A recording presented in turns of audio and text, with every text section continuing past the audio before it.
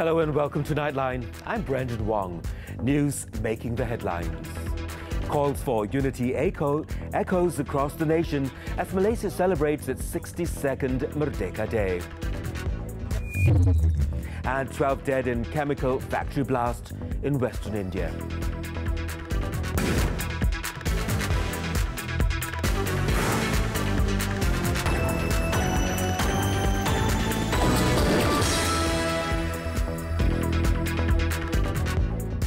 Good morning.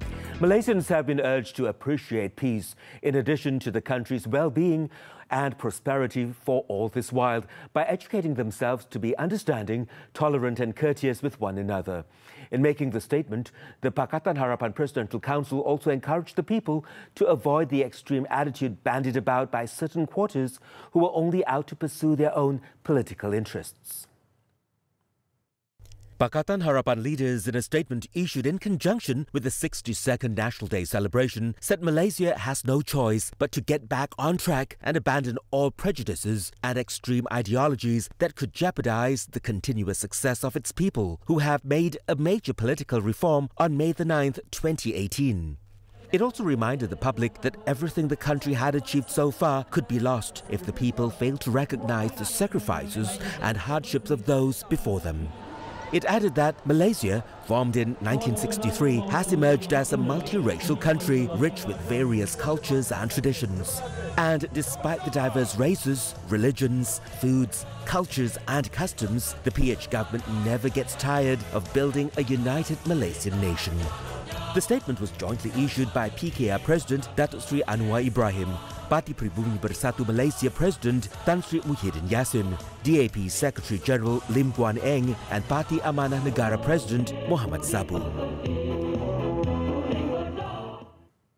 Earlier, the National Day Parade held at Putrajaya Square celebrated the spirit of patriotism, national struggle, national identity and anti-corruption. Embodying the theme Sayangi Malaysiaku, Malaysia Bersih, the parade featured components to support an aspiration to make Malaysia a clean, efficient and trustworthy nation. Wanizul Islam reports.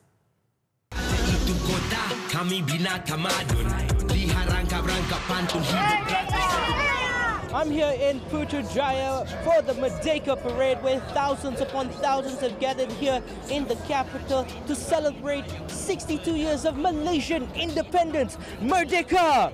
Behind me, the parade is ongoing, where you can see floats as well as larger than life balloons and many people dressed in the unique true colors of Malaysia passing by.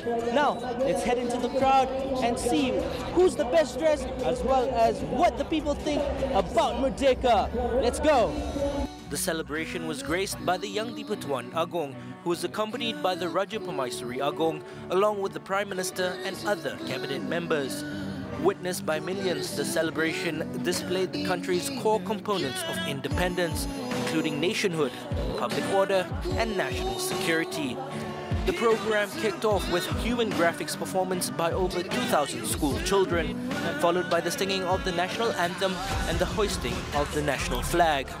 A 14-gun royal salute, symbolic of the 13 states and the federal territory in Malaysia, was executed, which preceded the recitation of the Rukun Negara pledge, led by the Malaysian Anti-Corruption Commission. The 7 chants of Merdeka then echoed throughout Putrajaya. Soon followed the parade contingent of over 15,000 participants, 345 assets and 46 horses. Among the highlights of the parade included the flag-bearer contingent carrying a large Jalo Gemilang flag and a convoy of high-powered motorcycles. 3 larger-than-life balloons featuring famous local animated characters as well as other Malaysian animated mascots also caught the eye of many children in attendance. Finally, the armed forces made up the largest contingent, involving over 3,000 personnel as well as 115 main assets belonging to the Army, Navy and Air Force. The Putrajaya airspace was also rocked by the appearance of several helicopters and fighter jets, which brought applause from the audience. Well, this is my first time coming, let's just be honest. And I think it's a pretty great experience. It's very, I like the atmosphere, it's very harmonious with all the different nationalities from Malaysia all around, all just coming together and celebrating this big day. I feel memang hari ini memang sangat meriah lah untuk sambutan hari kemerdekaan kita. So kita tengok ramai yang datang hadir daripada luar daripada negeri-negeri semua kan. Jadi memang meriah lah tengok. Anak-anak nak menyaksikan sendiri macam mana perarakan tu secara live kan, sebab sebelum ni tengok dekat TV je. So hari ni kita nak tengok perarakan persembahan udara live, so dia lebih seronok. Among the crowd, a family of 8 caught the attention of parade goers with their unique and fashionable Merdeka-themed outfits. Housewife Ariani Pariman designed a simple collection of homemade dresses and baju Melayu for her children that took 3 weeks and 14 meters of material to create. Inspired by the National Day celebration theme, the outfit design resembled the Jalo Gemilang and represented the unique colours of Malaysia. Kami datang sini untuk meraihkan Hari Merdeka, akan membawa anak-anak dengan baju yang kami buat sendiri. Alhamdulillah untuk memajukan Malaysia bersih, merdeka dan selalu berjaya. Selamat Hari Merdeka! Merdeka! Merdeka! Merdeka! One is Islam for Nightline, TV3. Hari ini saya lihat ada 2 perkara yang penting. Yang pertama ialah soal Malaysia bersih, membasmi rasuah begitu ditonjolkan. Dan yang kedua, kita sudah mula melaungkan bangkit Harimau Asia, seolah-olah menyuntik semangat baru untuk kita mengembalikan kegemilangan negara di pesada Asia. Ini merupakan satu tema yang baik, iaitu Malaysia bersih, untuk mementeraskan rasuah, untuk pastikan bahawa generasi kita yang akan datang ini ada satu generasi yang lebih selamat, yang lebih tergaranti di mana generasi dan juga masa depan kita, terutamanya generasi muda ini, terjaga sekali. Jadi saya rasa tema yang begitu sesuai sekali yang untuk pastikan bahawa kita dapat maju ke depan. Dan kita berharap sempena Hari Kebangsaan ini akan mengingatkan kepada semua rakyat Malaysia bahawa perpaduan antara kaum dan perpaduan dalam negara kita dan keamanan dalam negara kita itu adalah sesuatu yang sangat bernilai. Dan kita tak boleh berkompromi dalam apa yang kita telah kecapi. Dan kita harap semua rakyat Malaysia akan terus bersatu padu membawa negara ke depan. Itu harapan kita bersama. Meanwhile, aside from Putrajaya, the National Day celebrations across the country reflected the people's unity and spirit of patriotism, with each state organising its own special Merdeka programs that were attended by state leaders as well as foreign tourists who also joined the festivities.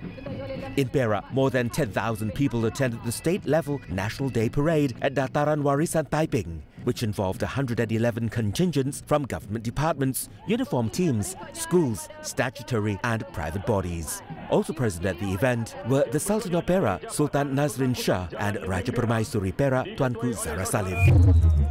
Over in Malacca, over 9,000 people took part in the parade of 117 contingents, which were part of the state celebrations at the Independence Memorial in Banda Hilir. Also present were Malacca Governor Tun Dr. Muhammad Khalil Yaqub, Chief Minister Adli Zahari, State Exco members and about 30,000 members of the public. In the east coast state of Kelantan, 2,500 participants from various agencies formed 62 contingents in a parade held at the Tanah Merah District Council Field. The state-level celebration, held for the first time in the district, was witnessed by more than 5,000 people of various races, besides Kelantan Menteri Besar Dato' Ahmad Yaakob and other state leaders. Elsewhere in Sabah, more than 10,000 people turned up as early as 6 a.m. for the state-level National Day celebrations at Jalan Tun Fuad Stevens in Kota Kinabalu. Also present was Sabah Governor Tun Juha Mahiruddin, Chief Minister Datuk Sri Muhammad Shafi Abdal and his wife Datin Sri Syuriani Shuaib, as well as members of the State Cabinet.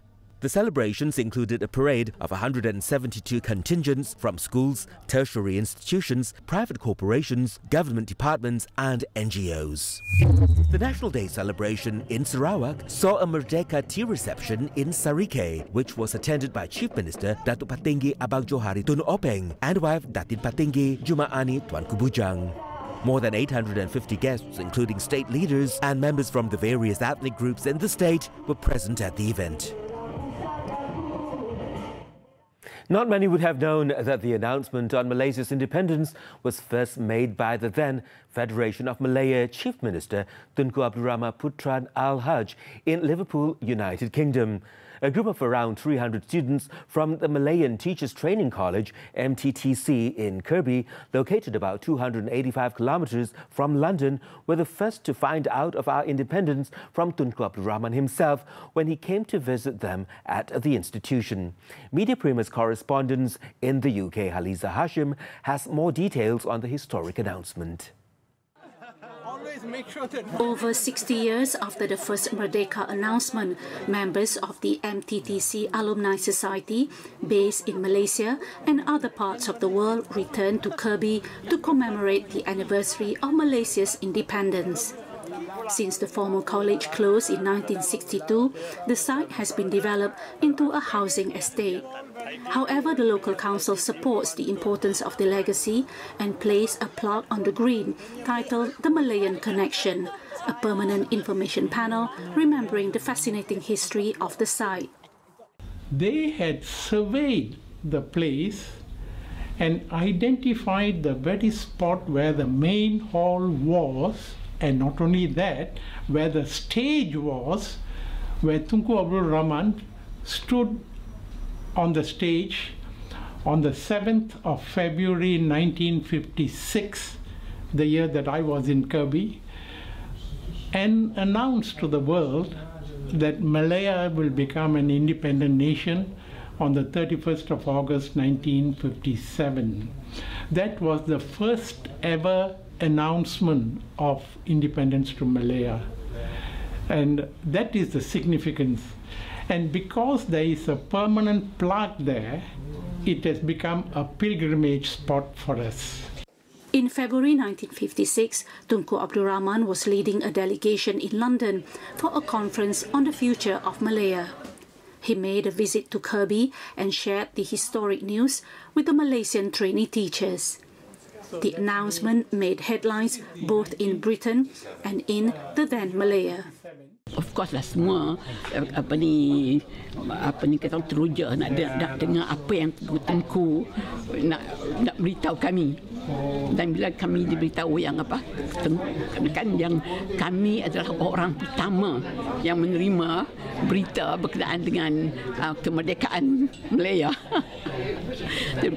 Jadi tentulah excited sekali. Semuanya bersorak sebab apa pasal itu masa itu adalah zaman kata orang almost every country was waiting for independence.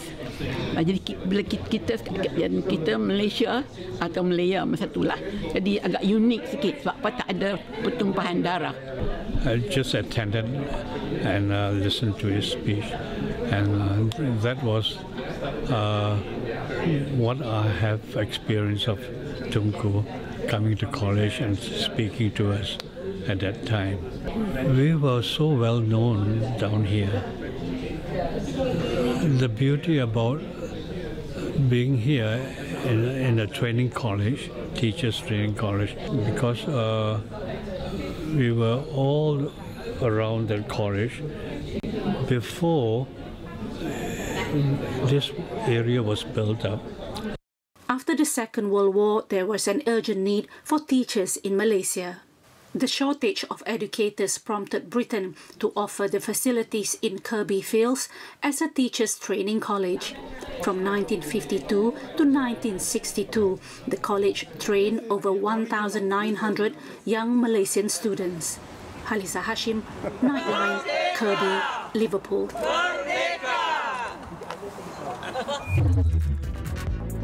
One killed in Sungai Lembing fire incident. The details when we return. Welcome back. The charred body of a woman believed to be a senior citizen was found in a wooden shop house, which was among 32 buildings that caught fire in Sungai Lembing, Pahang on Saturday. However, the woman's husband, who was also believed to have been trapped in the blaze, is still missing. Pahang Fire and Rescue Department Deputy Director Muhammad Sani Harul said the fire started at around 1:30 a.m. The fire had 11 one-story quarters and a public library, all of which were believed to be about 100 years old. 67 firemen from the Kuantan, Indra Mahkota, Tamantas and Gebeng fire stations were deployed to the scene. Di mana kebakaran bermula di kedai berhampiran ni, yang nombor 2 ni, dan di mana pasukan PBS, pasukan bomba sukarela Sungai Lemin telah sampai sini pada jam 1.35 pagi lah. Di mana operasi kita telah mengawal pada jam 3.55, di mana kita dah dapat mengawal keseluruhan kawasan yang terbakar lah. He said the charred remains of the woman was found in front of the 2-story shop house at 6 a.m. A canine dog unit was deployed to trace the woman's husband. Authorities are also considering using DNA tests on the remains to check if there were actually 2 bodies. Meanwhile, the fire victims were being temporarily housed at the hall of SJKC Sungai Lembing, while others sought shelter at their relatives' homes. Tengoklah sementara itu saudara sana lah. Tapi okeylah semua selamat lah, tak ada. Orang selamat lah. Halang macam mana? Rumah tak ada, sudah habis. Selamat saja. The cause of the incident was under investigation. In Pahang, a hiker from a higher learning institution died while on a mountain climbing program in Mount Yongbala after complaining of breathing difficulties. The 52-year-old man, Rosli Kamarudin, was hiking with 23 other participants heading up the mountain's peak in conjunction with the National Day celebration.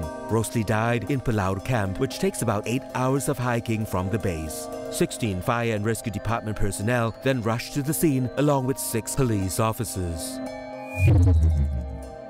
In Johor, a 17-year-old teenager drowned during an outing with 8 friends at a pool belonging to a brick factory in Batu Pahat on Saturday. The body of Muhammad Naim Azman was recovered by firemen at about 12:15 p.m, about an hour after he went missing. The body was then handed over to police for further action. Located on the east coast of Peninsular Malaysia, Terengganu remains as one of the top spots for vacation. While it is well known for its keropok leko, turtles and tropical beaches, Terengganu holds several other surprises that has its travellers squealing in delight, such as the Therapure Heritage Village. Flanked by the South China Sea and the Setio wetlands, the Therapure Resort, which is located at Kampung Mangkok in Setio, is not only aesthetically pleasing, but evokes the feeling of a lost Malay kingdom. Shakur Aziz has more.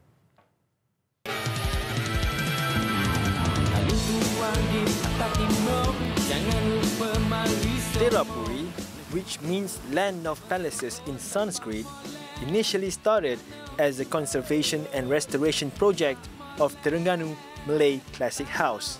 The resort comprises of 20 houses that have been restored as guest villas, with the remaining 9 serve as the reception, spa, meeting room, library and other facilities. Spread over a 4.05 hectare plot, the resort boasts authentic antique wooden houses that reflect classic Terengganu Malay architecture that are each a century old. Well, these houses were built some 100 to 250 years ago. Amazingly, no nails are used, a fine example of the traditional Terengganu architecture. It can be reassembled, dismantled, and moved from one place to another. Can you imagine that? With its layout and setting heavily inspired by the 17th century Terengganu palaces and their surroundings, the resort is a labour of love for its owner, Alex Lee Yun Ping, an entrepreneur who is passionate about the conservation of traditional Malay houses. It's quite a long dream. It took me about 20 years to collect house one by one, and in 2006, so when I get this location and we start restore, 5 years restoration and open now. So I think it's very important for me. I mean, this is my passion, but this is the thing. If we don't preserve, so we don't have any more in the future. Okay, so it's our heritage. Its air of antiquity and its surrounding natural beauty are some of the features that make the resort as one of the top-rated spots for vacation. What I like about this place is because it is located far into Kampung Penari, and they have a lake at the back, and they also have the sea in front. And it totally gives me a serenading feeling. Just come here for like 3 to 4 times because when you are here, it's very quiet. You can just relax. No television and no nothing. You just relax. You can sleep your mind off. Other than Therapure, there are also several other tourist attractions that you can visit while in Kampung Mangkok. A few walks away from the resort, you will come across a unique house which is filled with thousands kind of bottles. So this is one of the places that you can visit in the Penari village. On my right side is the Rumah Botol. So what's so special about it is that the owner of this house, known as Ayaku, collects all kinds of bottles and displays it all in this house. Let's go check it out. Initially, it all started with Tengku Muhammad Ali, or Ayaku's kind intention of cleaning the beach, which is filled with bottles that washed up ashore. However, after noticing the uniqueness of each of the bottles, he then decided to keep them and make a collection. About half an hour drive away from Penari, there is also another unique mansion that is worth a visit.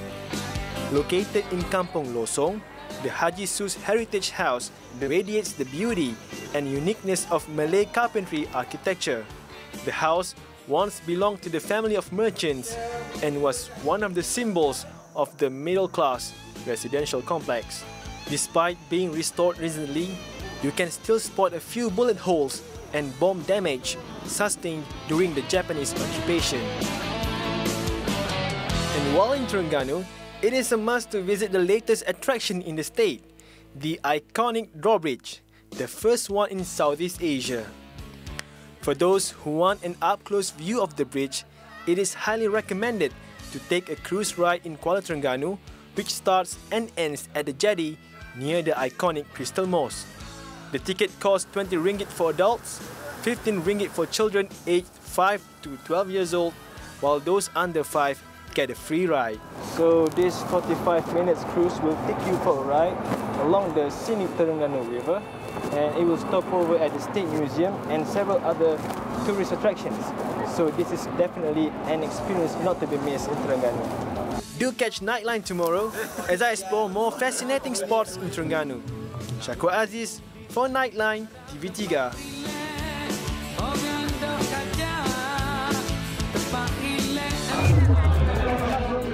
India excludes nearly 2 million people from ASEAN citizen list. Stay tuned. Welcome back. At least 13 people were killed and around 50 injured after a series of explosions at a chemical factory in the western Indian state of Maharashtra on Saturday. The fire explosion at the factory of Waghadi village in Shipur Taluka took place at around 9:30 a.m. local time. The fire then spread to other parts of the factory, triggering more blasts. Around 100 workers were present in the factory when the explosion occurred. The cause of the explosion is still under investigation. Hong Kong police fired tear gas and water cannons on Saturday as pro-democracy protesters threw petrol bombs in the latest in a series of clashes that have plunged the Chinese-ruled city into its worst political crisis in decades. Police fired round after rounds of tear gas as protesters took cover behind umbrellas between the local headquarters of China's People's Liberation Army and government headquarters. Protesters also threw bricks at police. The water cannons fired blue-dyed water, traditionally used elsewhere in the world to make it easier for police to identify protesters later. Riot police then marched on foot towards the neighbouring Admiralty district, followed by about 20 police cars where some protesters had thrown firebombs. The violence came on the 5th anniversary of a decision by China to curtail democratic reforms in the former British colony, which returned to China in 1997. Almost 2 million people in northeast India were left facing statelessness on Saturday after the state of Assam published a citizenship list aimed at weeding out foreign infiltrators. According to a statement from the Assam government, a total of 31.1 million people were included in a final national register of citizens, but 1.9 million were deemed ineligible.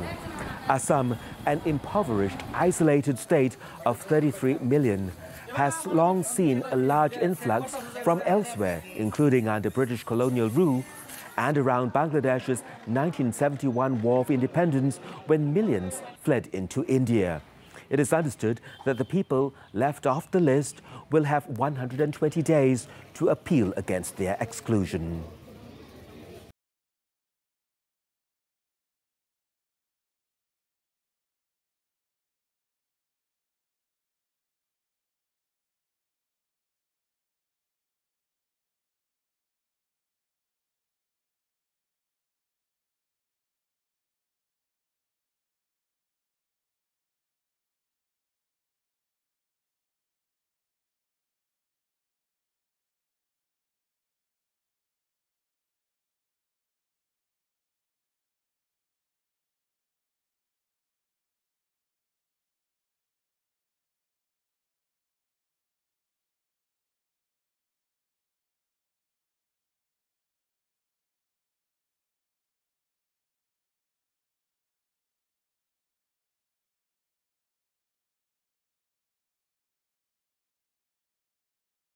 Nightline this time around. Before we leave, let's take a look as the French park Le Puy du Fort presents its first foreign show in Spain near Toledo in front of 4,000 people. I'm Brendan Wong. Thank you for watching and stay safe.